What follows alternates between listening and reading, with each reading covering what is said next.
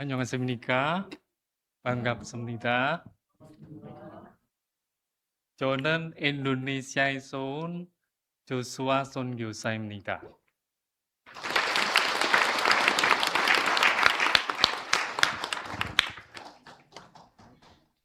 Saya akan mengawali khotbah dengan sebuah kesaksian panggilan saya menjadi misionaris ke Korea Selatan. 제가 설교를 하기 전에 한국에 오게 된 경위에 대해서 잠깐 말씀을 드리고 시작하도록 하겠습니다.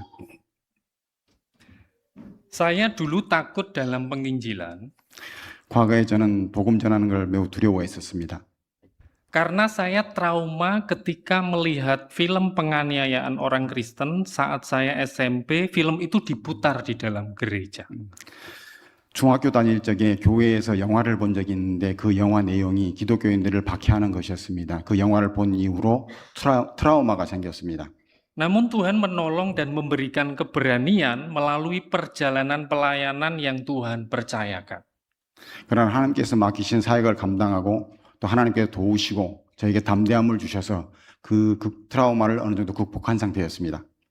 Saya ada pengalaman melatih para calon misionaris. Saya melihat mereka masih takut dalam memberitakan Injil. 과거에 저는 선교사 지망생들을 훈련했던 경험이 있습니다. Dan saya bertanya di dalam hati, mengapa saya masih takut pergi menjadi misionaris? 그런데 그 불리움 받은 선교사님들도 복음 전하는 것에 대한 두려움이 있는 것을 보았고 또 제 자신에게 묻기를 왜 나는 선교사로 나가서 복음을 전하는 것에 대한 두려움을 갖고 있는가에 대한 스스로 질문을 하게 되었습니다. Kami punya bapak rohani namanya Pendeta Greg, dia dari Amerika. 저에게는 영적 멘토가 있습니다. 그 멘토분은 미국에서 오신 그렉 목사님입니다.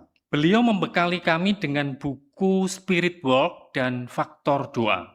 그 선교사님이 저에게 중요한 책을 두 권을 주셨는데 그 한 권은 성령과 함께 걷기이고 또 하나는 기도의 요소라는 책이었습니다. Buku ini mengingatkan istri saya akan visi semula menjadi misionaris. 이 책은 제 아내에게 과거에 젊었을 적에 내가 선교사로 섬기겠다고 소명했던 것을 기억나게 했습니다. Istri saya terpanggil menjadi misionaris sejak 2006 saat dia berumur 26 tahun.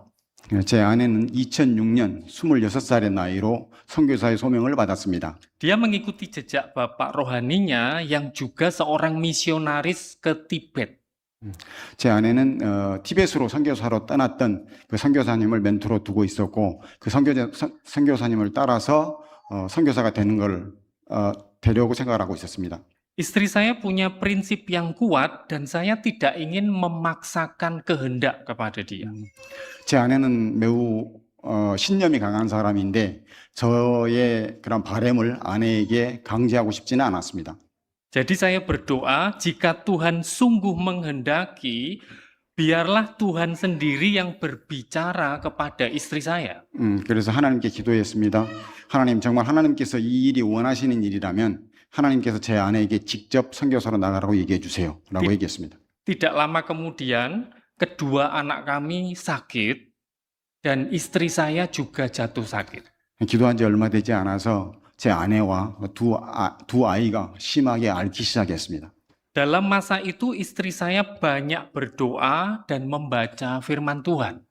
그 아픈 기간 동안에 아내는 전적으로 기도와 또 말씀 듣는 것에 집중했었습니다. Dan setelah sembuh, dia berkata, saya siap pergi kemanapun Tuhan mau mengutus. 그리고 그 병으로부터 치유받고 난 다음에 아내가 고백했습니다. 이제 저는 하나님이 부르시는 곳이면 어디든지 갈 준비가 되었습니다. 라고 얘기했습니다. Pada Februari 2023, mitra pelayanan di Korea menghubungi kami, Pendeta Suryawan. 2023년 2월에 한국에 있는 동역자 선교사님으로부터 저에게 연락이 왔는데 그분이 바로 앞에 계신 수려원 목사님입니다. Mereka mendoakan kami untuk bersama melayani pekerja migran Indonesia khususnya di wilayah Gimhae. 선교사님이 한국에 와서 동역하기를 요청을 했었는데 특별히 김해 지역에 있는 인도네시아 분들을 섬기기를 원했습니다. Kami pun mulai mengurus paspor, dokumen-dokumen yang diperlukan dan juga mulai belajar bahasa Korea. 그래서 저희들은 여권을 준비하고 또 필요한 서류들을 준비하고 또 한국어도 배우기 시작했습니다. Saya berangkat terlebih dahulu pada tahun 2024, tepatnya Juli, pada bulan Juli. 그래서 저는 2024년 7월에 먼저 한국 땅에 오게 되었습니다.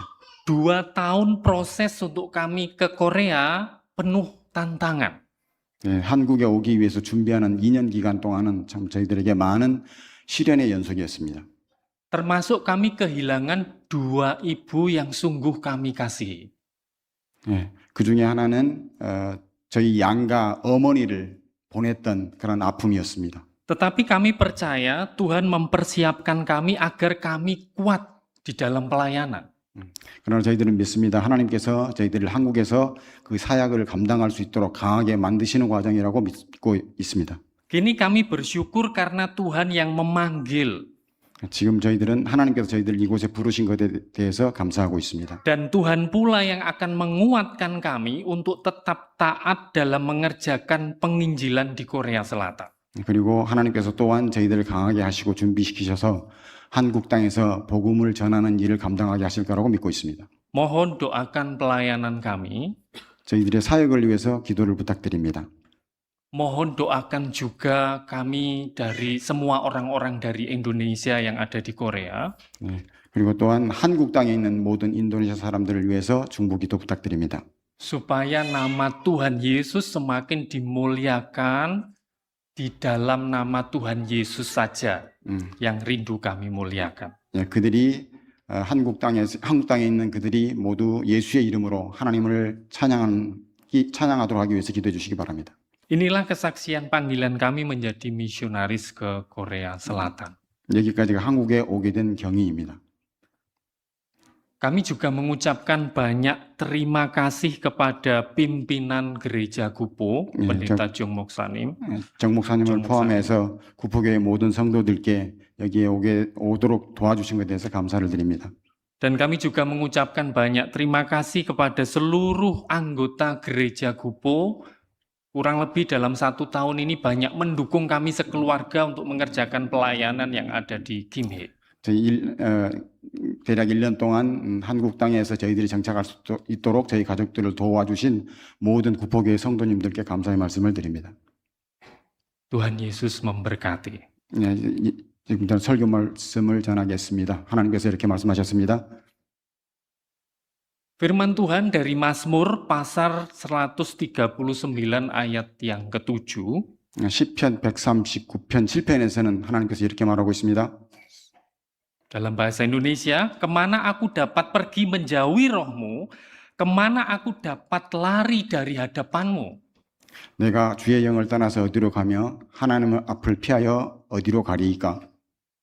Saudaraku, inilah pertanyaan yang hanya bisa dijawab dengan 1 kalimat. 이 질문은 단지 한 가지 답변밖에 없는 질문입니다. Tidak ada tempat di mana kita bisa lari dari hadapan Allah. 하나님의 시선을 피해서 우리가 피할 수 있는 곳은 없다입니다. Saudaraku, di banyak kantor ada kamera CCTV di setiap sudut ruangan. 최근 들어 한국에 보면 사무실이나 회사나 골목골목마다 많은 CCTV가 설치되어 있습니다. Siapapun yang masuk dan keluar akan terpantau. 누구든지 들어오고 나가는 게 모두 다 감시되어집니다. Kamera itu bisa merekam semuanya, bahkan kalau kita sudah pergi, jejaknya masih tersimpan. 카메라는 모두를 감시할 뿐만 아니라 심지어 우리가 떠나고 난 다음에 그 기록을 보관하기까지 합니다. Jadi CCTV dipasang untuk keamanan. 하지만 이 CCTV는 우리의 안전을 위해서 설치되었습니다. Orang yang berniat jahat bisa mengurungkan niatnya kalau tahu ada mata yang mengawasi. 가끔은 나쁜 의도를 가진 사람들에게 그 의도를 포기하게 하기도 합니다. 왜냐하면 누군가가 우리를 지켜보고 있다는 것을 인식하기 때문에 그렇습니다. Saudaraku, seperti itulah kehidupan kita di hadapan Allah. 하나님 앞에서 우리의 삶이 이와 비슷합니다. Tidak ada satupun yang luput dari pandangannya. 하나님의 시선으로부터 피할 수 있는 곳은 한 곳도 없습니다. Namun bedanya Allah melihat bukan untuk menghukum. 차이가 있다면 하나님은 우리를 쳐다보시는데 우리를 벌 주기 위해서 쳐다보는 게 아니라는 겁니다. tetapi untuk menjaga dan menuntun kita dengan kasih. 하지만 저희들을 지키시고 저희들을 사랑으로 그 발걸음을 인도하시기 위해서 쳐다보신다는 겁니다. Saudaraku, di dalam Mazmur 139 dibagi menjadi 4 bagian. 시편 139편은 크게 4부분으로 나눌 수 있습니다. Pertama, Allah Maha Tahu. 첫 번째는 하나님은 모든 것을 알고 계신다입니다. Kedua, Allah Maha Hadir. 두 번째는 하나님은 모든 곳에 계신다입니다. Ketiga, Allah Maha Kuasa. 세 번째는 하나님께서는 모든 것을 할 수 있다입니다. Dan yang keempat, pemazmur terbuka terhadap koreksi Allah. 네 번째는 시편 기자가 하나님 앞에 자신의 모든 것을 내어놓고 하나님의 말씀을 책망과 교훈을 듣는 것입니다. Hari ini kita akan fokus pada bagian pertama, yaitu Allah Maha Tahu. 오늘은 그 첫 번째 부분인 하나님께서는 모든 것을 알고 계신다에 초점을 맞추겠습니다. Daud berkata, Tuhan, Engkau menyelidiki dan mengenal aku, Engkau tahu kalau aku duduk atau berdiri. 다윗은 말합니다. 하나님께서는 저를 감찰하시고 저를 아십니다. 그래서 제가 앉고 일어선 것을 모두 아십니다. Artinya Tuhan tahu segalanya. 그 뜻은 하나님께서는 모든 것을 알고 계신다입니다. Pikiran kita, rencana kita, bahkan kata-kata yang belum kita ucapkan. 우리의 생각과 우리의 계획과 심지어 우리가 하지 않은 말까지도 모두 알고 계십니다. Tidak ada yang tersembunyi di hadapan Allah. 하나님 앞에서 숨길 수 있는 것은 아무것도 없습니다. Saudaraku, di dalam 1 Samuel pasal yang ke-24, Daud punya kesempatan untuk membunuh Saul di dalam gua.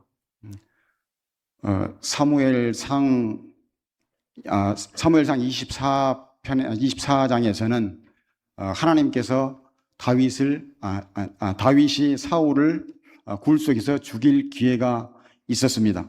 Jangan terlalu panjang, tidak bisa ingat.